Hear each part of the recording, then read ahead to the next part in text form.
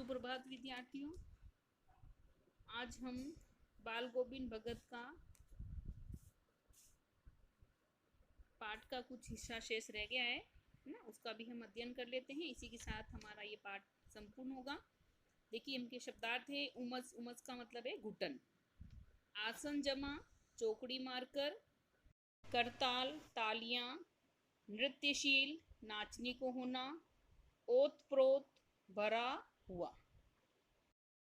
संगीत साधना, संगीत में लीन होना। बोधा, कमजोर। साध का मतलब है इच्छा या कामना। सुभग, सुंदर। सुशील, भले व्यवहार वाली। प्रबंधिका, प्रबंध करने वाली। निवृत्त, आजाद, मुक्त या अलग होना। कुतूहलवश, जानने की इच्छा के कारण। सिरहाने, सिर के पास। तल्लीनता, डूबना या गहराई। क्रियाकर्म, मृत्यु के बाद निभाई जाने वाली रस्में। श्राद्ध, मृत्यु के बाद पितरों की शांति के लिए किया गया क्रियाकर्म। अवधि, समय। निर्णय, फैसला। अटल, जिसे टाला न जा सके। दलील, तर्क। आस्था, विश्वास। कोस, 2 मील के बराबर। संबल, सहारा। नेम व्रत, नियम व्रत आदि। तागा टूटना, जीवन की सांसें पूरी होना। पंजर, शरीर। आइए बच्चों, हम इस पाठ के शेष भाग का अध्ययन करते हैं। गर्मियों में उनकी संजा कितनी उमस भरी, शाम को न शीतल करती। अपने घर के आंगन में आसन जमा बैठते। गांव के उनके कुछ प्रेमी भी जुट जाते। खंजड़ियों और करतालों की भरमार हो जाती। ये सभी वाद्य यंत्र हैं, है ना। तो इनके सभी टोलियां इकट्ठी हो जाती और भजन कीर्तन आदि गाने लगते। एक पद बाल गोविंद भगत कह जाते और उनकी प्रेमी मंडली उसे दोहराती तिराती, है ना। तो ये बाल गोविंद भगत मुखिया थे, यानी मुख्य कलाकार थे एक तरह से भजन गाने वाले। तो एक पंक्ति को वो, है ना, गाते थे और उसके साथ जो भी इनकी प्रेमी टोलियां थी या जो भी भजन कीर्तन करने आते थे शाम के समय इकट्ठे होते थे, वो सभी उनके वाक्य को दोहराते रहते थे। धीरे धीरे स्वर ऊंचा होने लगता, एक निश्चित ताल, एक निश्चित गति से। उस ताल स्वर के चढ़ाव के साथ श्रोताओं के मन भी ऊपर उठने लगते, है ना। उनके मन में भी जो है भाव जागृत हो गए और वह बड़ी तल्लीनता से गाने लगते थे। धीरे धीरे मन तन पर हावी हो जाता। होते होते एक क्षण ऐसा आता कि बीच में खंजड़ी लिए बाल गोविंद भगत नाच रहे हैं और उनके साथ ही सबके तन और मन नृत्यशील हो उठे हैं। बाल गोविंद भगत जो है गाते गाते इतने सुरूर में आ जाते, इतने मस्त हो जाते कि वो गाते गाते नृत्य भी करने लगते। और साथ में उनके साथ जो टोलियां थी, है ना, जो व्यक्ति बैठे हुए थे, ठीक है ना, भगत मंडली, वो भी इसी तरह से उनके भी मन में जो है नृत्यशीलता जागृत हो उठी। सारा आंगन नृत्य और संगीत से ओतप्रोत है। बाल गोविंद भगत की संगीत साधना का चरम उत्कर्ष उस दिन देखा गया जिस दिन उनका बेटा मरा। देखिए क्या हुआ, जिस दिन उनका बेटा मरा था, इकलौता बेटा था, वह सुस्त और बोधा सा था, है ना। बोधा का मतलब कमजोर से है। उनका जो बेटा था वह बड़ा ही थोड़ा कमजोर था, किंतु इस कारण बाल गोविंद भगत उसे और भी मानते थे, अर्थात उसे स्नेह से रखते थे।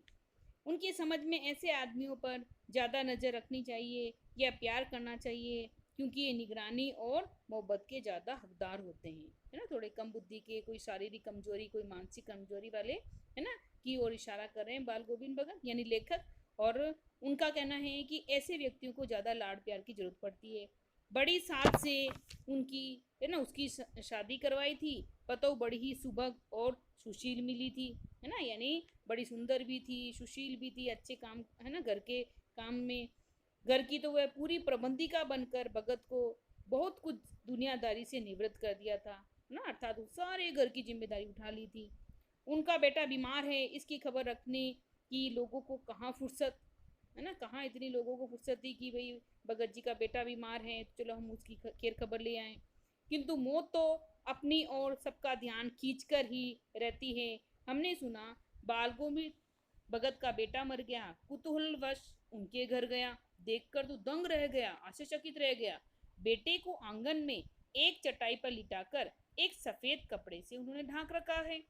कुछ फूल तो हमेशा ही रोप रहते हैं, है ना। उनका आंगन जो था उसमें जो है कुछ पौधे लगाते थे जिसपे फूल लगते थे।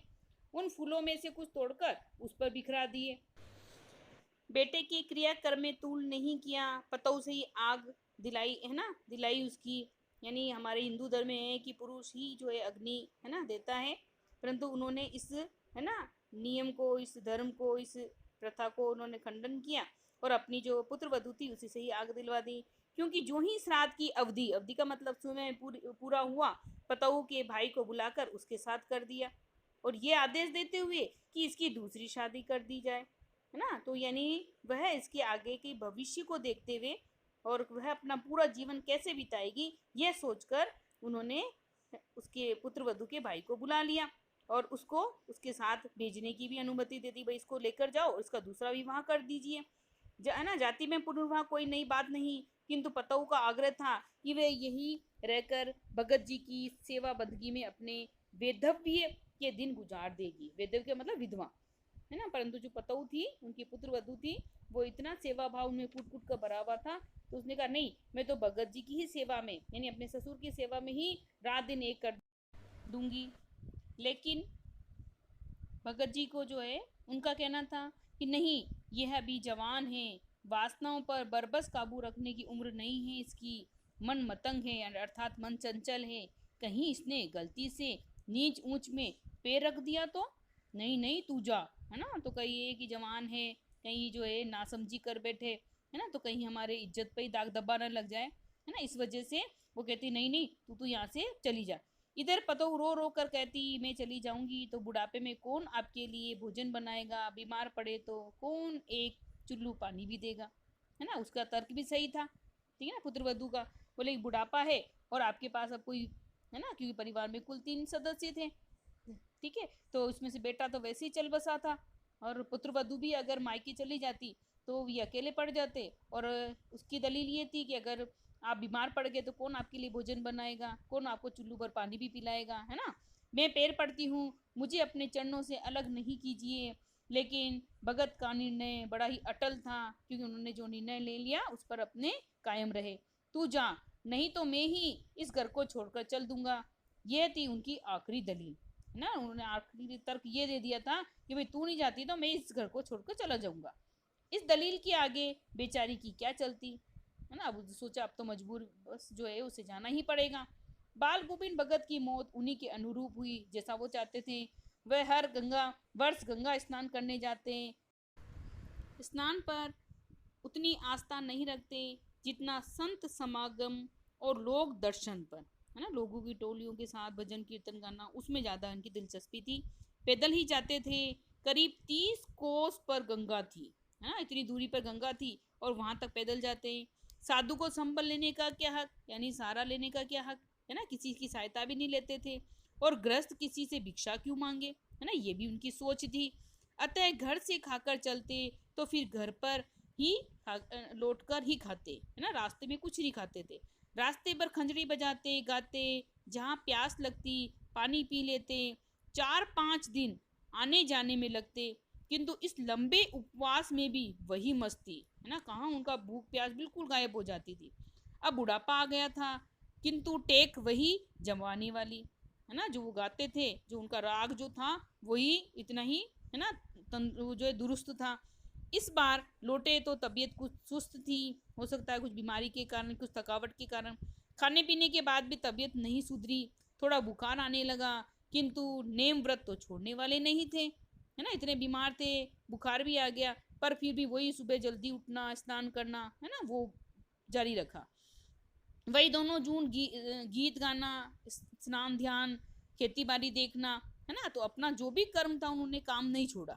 दिन दिन चीजने लगे, अर्थात कमजोर होने लगे। लोगों ने नहाने धोने से मना किया, क्योंकि बुखार है तो इसे नहाना धोना कम करो, है ना, या आराम करने के लिए कहा, किंतु वह हंसकर टाल देते रहे। उस दिन भी संध्या में गीत गाए, किंतु मालूम होता जैसे तागा टूट गया हो, माला का एक एक दाना बिखरा हुआ, है ना। तो ऐसा लग रहा था कि शायद बाल गोविंद भगत के सुर में वह ताजगी, वह तंदुरुस्ती, है ना, अर्थात वह सुरूर नहीं था। भोर में लोगों ने गीत नहीं सुना, अब देखो क्या हुआ कि सुबह हुई तब रोज लोगों को है ना गीत उनके सुनाई देते थे, आज वह सुनाई नहीं दिए। जाकर देखा बाल गोविंद भगत नहीं रहे, सिर्फ उनका पंजर पड़ा है। तो देखिए जब देखा लोगों ने कि रोज तो सुबह सुबह उनके भजन गीत सुनाई देते थे, पर आज आज ऐसा क्या हो गया भगत जी को, है ना, तो उन्हें कोई संगीत कोई साधना कुछ नहीं सुनाई दी, है ना। तो लेखक ने जब वहां जाकर देखा तो बाल गोविंद भगत इस संसार से विदा हो चुके थे, अर्थात उनकी भी आत्मा परमात्मा से मिल चुकी थी। तो बच्चों उम्मीद करती हूँ ये पाठ आपको अच्छे से समझ में आ गया होगा। धन्यवाद।